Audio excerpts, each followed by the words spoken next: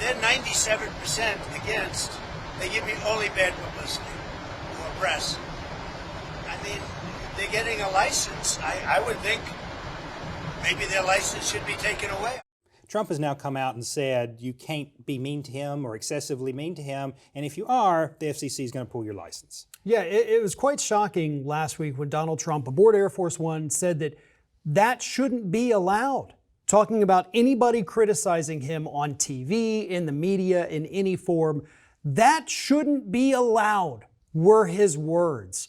And of course, Jimmy Kimmel last week paid the price for that, and you have all of the right-wing media mistakenly saying that it's because he criticized Charlie Kirk. Not at all what happened. He criticized Donald Trump's response, his flippant response when asked how he's feeling after Charlie Kirk's death. Trump turns around and says, "Look at this beautiful ballroom we're building. It has never been done. This is pretty awesome, right, guys?" That's what Kimmel mocked. And it's now cost him his job, and it's cost Disney billions of dollars in market share it hadn't even been a week since that happened. Billions of dollars out of their value wiped out for bowing down to this wannabe dictator that we have in the Oval Office. Well, and his loyalists are certainly cheering this on, and the FCC chairperson is declaring he's going to continue to change the ecosystem, is what the media ecosystem. And Trump is calling his shots. He's saying this comedian, that comedian. He's naming for us all. And then, of course, over the weekend, we saw what we believe should have been a private message to Pam Bondi declaring that she has to go after his enemies now. Now's the time. Now's when they have to go after his political enemies. He promised us vengeance, and he's doing it.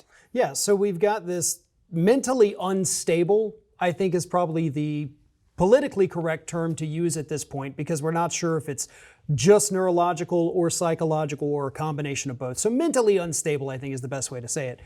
This guy doesn't know his ass from a hole in the ground. He's sending out these messages that very obviously look like he was typing a note, in his Notes app, but accidentally put it in Truth Social.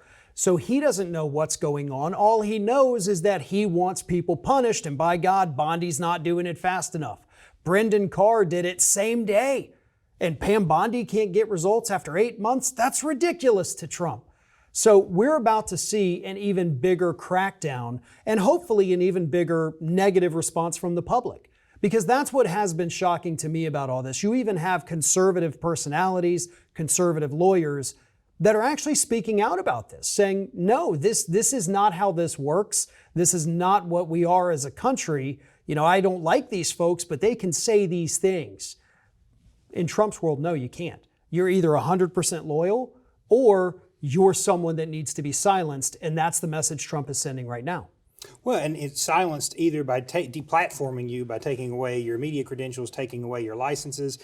We see Hegseth in the Pentagon saying you cannot report anything, even if it's unclassified, unless an official approves it. And this is on the heels of what he's already declared, that they're not allowed to roam around anymore, which has lasted for many decades, over many administrations. So we have a tightening of information coming out from dear leader, and then anybody who dares speak against him is going to pay the price, whether through the DOJ or the FCC or whatever other mechanism that violates the First Amendment. The lawsuits, last week he filed the lawsuit against the New York Times after they ran that bombshell expose about how he's getting rich off these crypto deals and then giving all these countries like the United Arab Emirates all of these sweetheart deals politically after they gave him $2 billion.